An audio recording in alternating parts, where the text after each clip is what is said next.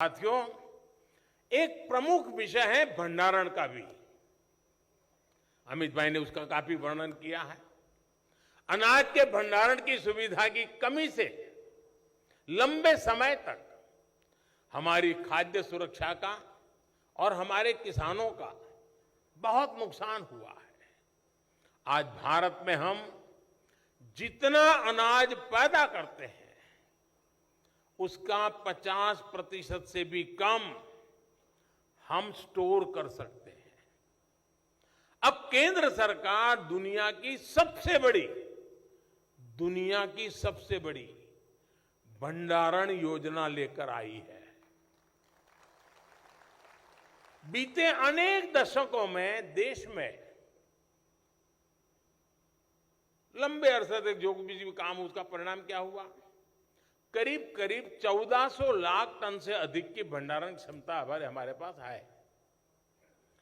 आने वाले 5 वर्ष में इसका 50% यानी लगभग 700 लाख टन की नई भंडारण क्षमता बनाने का हमारा संकल्प है। ये निश्चित रूप से बहुत बड़ा काम है जो देश के किसानों का सामर्थ्य बढ़ाएगा, गांवों में नए रोजगार बनाएगा, गांवों में खेती से जुड़े इंफ्रास्ट्रक्चर के लिए पहली बार 1 लाख करोड़ रुपए का स्पेशल फंड भी हमारी सरकार ने बनाया है।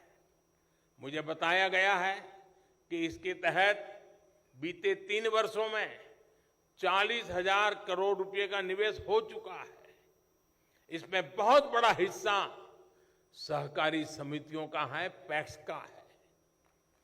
फार्म गेट इंफ्रास्ट्रक्चर के निर्माण में, कोल्ड स्टोरेज जैसी व्यवस्थाओं के निर्माण में सहकारी सेक्टर को और अधिक प्रयास करने की आवश्यकता है। साथियों, सरकार के जितने भी मिशन हैं उनको सफल बनाने में सहकारिता के सामर्थ्य में मुझे कोई संदेह नहीं है। और मैं जिस राज्य से आता हूं वहां की मैंने सहकारिता की ताकत को देखा है। सहकारिता ने आजादी के आंदोलन में भी बहुत महत्वपूर्ण भूमिका निभाई है। इसलिए एक और बड़े काम से जुड़ने का आग्रह से मैं खुद को रोक नहीं पा रहा। मैंने आह्वान किया है कि आजादी के 75 वर्ष के अवसर पर हर जिले में 75 अमृत सरोवर बनाएं। 1 वर्ष से भी कम समय में करीब 60,000 अमृत सरोवर देश भर में बनाए जा चुके हैं। बीते 9 वर्षों में सिंचाई हो या पीने का पानी हो, उसको घर घर खेत खेत पहुंचाने के लिए जो काम सरकार ने किए हैं, ये उसका विस्तार है। ये पानी के स्रोत बढ़ाने का रास्ता है ताकि किसानों को, हमारे पशुओं को पानी की कमी ना आए।